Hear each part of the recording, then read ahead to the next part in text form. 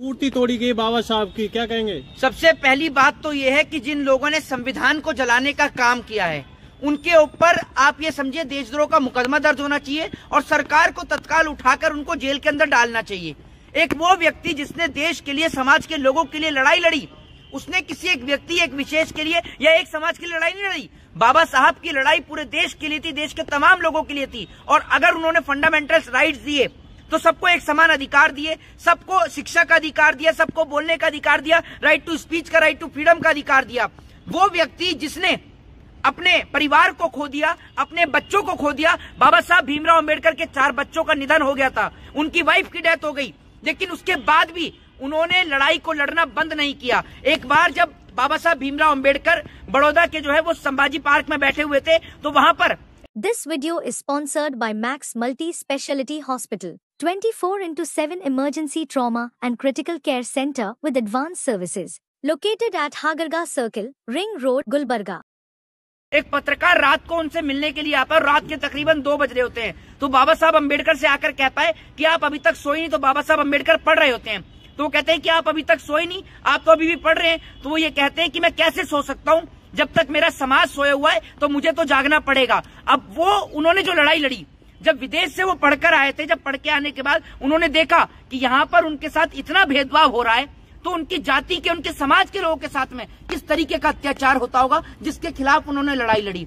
एक बात मुझे समझ में नहीं आती, भारत महज एक मिट्टी का टुकड़ा है, ये देश जो भी है वो बनता है लोगों से, लेकिन यहाँ के लोग आज लड़ रहे हैं।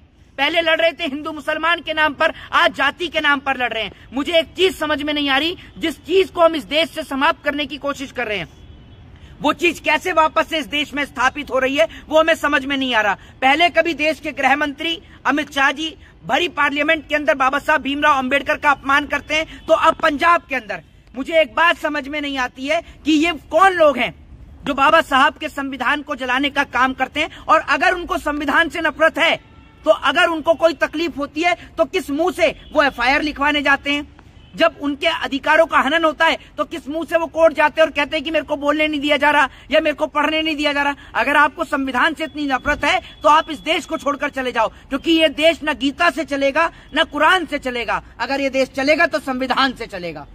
कहीं ऐसा तो नहीं कुंभ में हिंदू राष्ट्र का संविधान ला दिया है, अमर उजाला की रिपोर्ट है इसलिए कर रहे हो कुछ?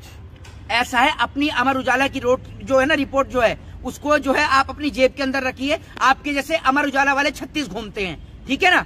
एक बात आप मुझे बता दीजिए, हिंदू राष्ट्र आपने बना दिया, जब इस देश का प्रधानमंत्री अनाउंसमेंट नहीं कर रहा, राष्ट्रपति किसी देश का प्रथम नागरिक होता है, राष्ट्रपति अनाउंसमेंट नहीं हो रहा, आपके घर में आके स्पेशल कोई अनाउंसमेंट करके गया था क्या?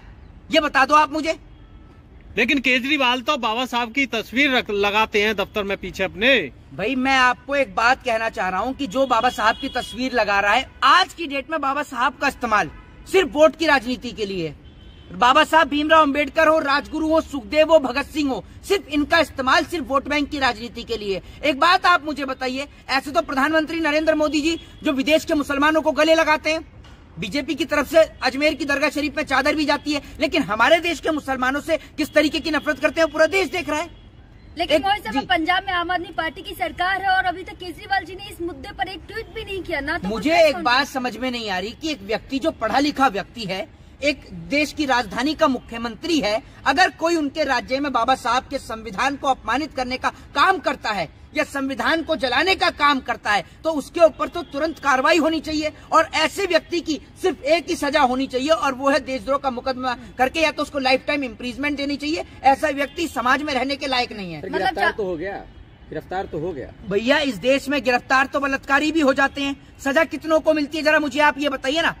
आप एक बात मुझे बताइए, जिससे पूरा देश चल रहा है, जिस संविधान की बदौलत पूरा देश चल रहा है, आप उस संविधान की तौहीन कर रहे हैं। वो व्यक्ति अम्बेडकर, आप क्या जानते हैं अम्बेडकर के बारे में भाई? मुझे आप ये बताइए ना।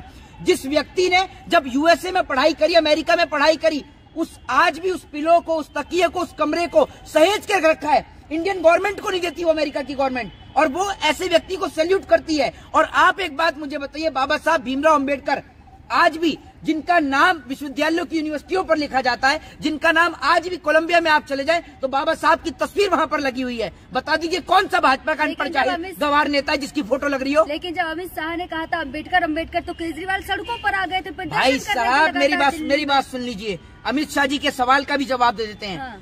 उनके समाज के लोगों ने, और तमाम समाज को छोड़ दीजिए, देश के तमाम लोगों ने अम्बेडकर कहते हुए आज वो इस कुनीति से बाहर निकल कर आ गए कि किसी का बेटा डॉक्टर है, किसी का बेटा इंजीनियर है, तो किसी का बेटा एडवोकेट है। लेकिन आप उनको देखिए जो मोदी चिल्ला रहे थे, पता चला 14 से पहले तो फुल पैंट में घूम रहे थे, अब तो अंदर पहना अंडरवियर भी आधा हो गया इनका, और थोड़े टाइम और मोदी रुक गया तो उनका अंडरवियर ही गायब हो जाएगा। ये सड़क पर नंगे घूमते नजर आएंगे आपको। कहते तो है अम्बेडकर ने किया ही क्या, बस एक पुस्तक तो लिखी है। तो मैं इनसे यही तो कहना चाहता हूँ, पुस्तक की वैल्यू सिर्फ वही व्यक्ति जान सकता है, उस पुस्तक से ही देश चल रहा है, ठीक है ना। जरा इनसे ये पूछ लीजिए जो तड़ीपार रहकर आए हैं, या फिर जो मुख्यमंत्री जो आपके रोते और धोते हैं, उन्होंने क्या कर दिया। ये देश संविधान की बदौलत चलता है, और इस देश में नेहरू को, गांधी को और अंबेडकर को गाली देना बहुत आसान है। जरा उस वक्त की स्थिति को देखकर पढ़कर देखिएगा जब नेहरू इस देश के शासन में थे और अमेरिका से PL 480 गेहूं आता था, जो वहां पर पशु खाते थे ना, वो हमारे देश के लोगों के लिए आता था। आप क्या जानती हैं, हमारे देश में सुई से लेकर परमाणु तक सब बाहर से आया हुआ था। लेकिन आज हमारा देश एक परमाणु संपन्न देश है, हमारे देश में हर चीज हमारे देश में बनती है, तो उसका श्रेय पूर्वोत्तरों की सरकारों को जाता है। मोदी और अमित शाह जैसे लोग अगर देश की आजादी के वक्त अगर प्रधानमंत्री की कुर्सी पर बैठ गए होते ना, तो जैसे अंग्रेजों ने इस देश की मिट्टी को बर्बाद किया, नील की खेती कराकर देश की खेती को बंजर किया, ये उसी वक्त देश को बेचकर चले जाते हैं। दिल्ली में चुनाव है, कुछ जनता जवाब देगी। देखिए असल में क्या है, जनता तो बिल्कुल जवाब देगी, क्योंकि भाजपा का जो नेता है, एक वो परवेश जो 24 घंटा करता रहता है कलेश, समझ रहे हैं आप, उनका काम ही है ये कलेश करने का। तो बीजेपी के बहुत सारे नेता हैं, एक वो है क्या नाम है उसका, मनोज तिवारी, ठीक है ना, और एक है वो रमेश बिदूड़ी, गाली देता है पूरी, समझ रहे हैं आप। तो ऐसे भाजपा के कई नेता हैं। तो ऐसे अनपढ़, जाहिल और गवार नेता अगर इस देश की कुर्सी पे विराजमान होंगे, और मैं तो ये कहना चाहता हूँ, नया गाना ला रहे हैं, पहले लाए थे रिंकिया के पापा, अब एक नया गाना। नहीं तो केजरीवाल को जवाब नहीं देगी, उनकी पार्टी का ही तो। मैं वही बोल रहा हूँ, मैं तो ये कह रहा हूँ कि दिल्ली के मुख्यमंत्री अरविंद केजरीवाल को तो ये समझना चाहिए कि दिल्ली का चुनाव सर पर है, और आप चुनाव लड़ रहे हैं एजुकेशन के नाम पर, और शिक्षा का अधिकार अगर देन है तो बाबा साहब भीमराव अम्बेडकर की, जिन्होंने देश के प्रत्येक नागरिक को राइट टू एजुकेशन का हक और अधिकार दिया। और अगर अरविंद केजरीवाल उस पर नहीं बोलते हैं तो आप ये समझ लीजिए कि अरविंद केजरीवाल भी दिल्ली में जीतने वाले नहीं हैं, क्योंकि जो भी बाबा साहब का अपमान करेगा वो इस देश में रहने लायक नहीं है, ये आप समझ लीजिए। लेकिन कह रहे हैं जो राहुल गांधी लगातार लाल डायरी संविधान की लेकर चलते हैं, वो अंदर से खाली है पूरी। तो एक बात आप मुझे बताइए, आपने देखी है? आपने देखी है क्या? मोदी जी ने कहा है क्या? तो मोदी जी के उनके पर्सनल सेक्रेटरी हैं, पर्सनल असिस्टेंट हैं राहुल गांधी के। मोदी जी को तो अपना खुद का तो कुछ पता नहीं है। मोदी जी का टेलीप्रॉम्प्टर बंद हो जाए तो चारों तरफ निगाह मार के देखते हैं कि अब कहाँ से क्या बोलूं। मोदी जी को चूमते हैं मोदी जी, इतना याद रखें, हैं? संविधान को चूमते हैं। जिसको चूमना चाहिए था उसको तो छोड़ दिया, संविधान की इज्जत कर लो वही काफी है, ठीक है ना। संविधान की रिस्पेक्ट कर लो वही काफी है। और ये देश में आप एक और तो संविधान को आप कह रहे हैं कि मोदी जी चूमते हैं। नरेंद्र मोदी जी, आप संविधान में जो है भरी पार्लियामेंट में आपका गृह मंत्री संविधान को अपमानित करने का काम करता है। और आप कितना संविधान को मानते हैं? आप जो जनमत है उसकी धज्जियां उड़ा देते हैं। महाराष्ट्र में आपने सरकार गिरा दी थी, मध्य प्रदेश में आपने सरकार गिरा दी थी, बिहार में आपने सरकार गिरा दी थी। तो आप तो जनमत की कोई वैल्यू ही नहीं समझते। और जो लोकतंत्र में सबसे बड़ा हक और अधिकार है वोट का है। आपको तो ये पता है कि अगर दिल्ली में हमारे 15-20 विधायक भी आ गए तो बाकी हम खरीद फरोख्त करके बना लेंगे। हमारे पास सारी सरकारी संस्थाएं हैं, और अगर कोई हमारे पास नहीं आएगा तो उसको उठा के जेल में डाल देंगे। नहीं, आज पूरे देश भर में विरोध हो रहा है, अभी जंतर मंतर पे भी विरोध प्रदर्शन हुआ इसको लेकर। भाई एक बात आप मुझे बताइए, जिस देश के अंदर जो देश संविधान से चलता है, अगर उस देश में संविधान की धज्जियां उड़ाई जाएंगी तो लोगों की भावनाएं आहत होंगी।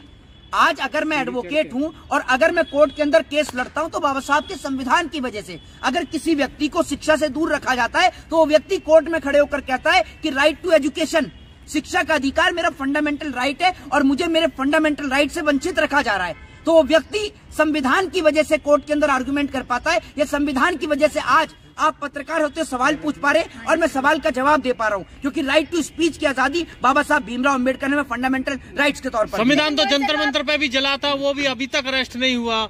2016 में जलाया गया था संविधान। देखिए एक चीज मैं आपको बता दूं, ये तो सरकार की नाकामयाबी है।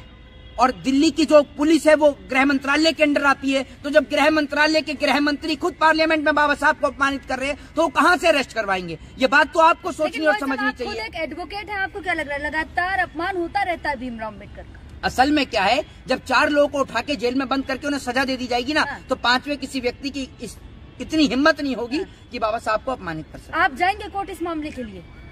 पहली बात तो ये है कि अपनी सस्ती सोकॉल्ड टीआरपी के लिए आप कोर्ट जाएंगे। जब वो व्यक्ति अरेस्ट हो गया तो इसमें कोर्ट कहां से आ गया, कहां से पत्रकारिता करके आती है? ये जो 32 चमका रही है ना, 32 को अंदर कर लीजिए, ठीक है ना। ये विषय कोई हंसी मजाक का विषय नहीं है, ये बहुत सीरियस और गंभीर टॉपिक है। और आप जैसे लोग जिसको ये नहीं पता होगा, जो पत्रकार का माइक लेके खड़ी है कि पत्रकारिता में आपका कौन सा स्थान है, और आप बात करिए कि कोर्ट जाएंगे। आपको पता है कौन सा देशद्रोह का कौन सा सेक्शन होता है, राजद्रोह का कौन सा सेक्शन होता है? आप एडवोकेट है ना, मैं तो बता ही दूंगा। मैंने आप पत्रकार है ना, तो मुझे जरा ये बता दीजिए, इधर आ जाइए। मैं आपसे पत्रकारिता के सवाल पूछ लेता हूँ, तो इसलिए कहता हूँ सिर्फ उतना सवाल करिए जितने का आपको जवाब पता हो।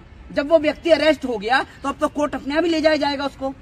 ये आपको समझ में नहीं आती? तो मैं यही कहना चाहता हूँ, देश के लोगों को आज जागरूक होना चाहिए। और संविधान का अपमानित करने वालों को मैं आपसे यही कहना चाहता हूँ कि मैडम, ये जो आप 32 चमका रही है ना, इसको आप अंदर रखें, क्योंकि ये बहुत संवेदनशील मुद्दा है, बहुत गंभीर मुद्दा है। ये मुद्दा संविधान से जुड़ा है। अगर संविधान नहीं होता ना, तो यहाँ खड़े होकर ना आप जो है मेरे से सवाल नहीं पूछ रही होती। और इस देश के खातिर अगर संविधान ने लिखा होता ना, तो आज भी आप किसी अंग्रेज के घर में उसके जूते चप्पल या बर्तन साफ कर रही होती। ये तो देश के संविधान की है, जिसकी बदौलत खड़े होकर आप सवाल पूछ रही हैं, और यहाँ पर आप खड़े होकर दांत दिखा रही हैं। शर्म नहीं आती आपको?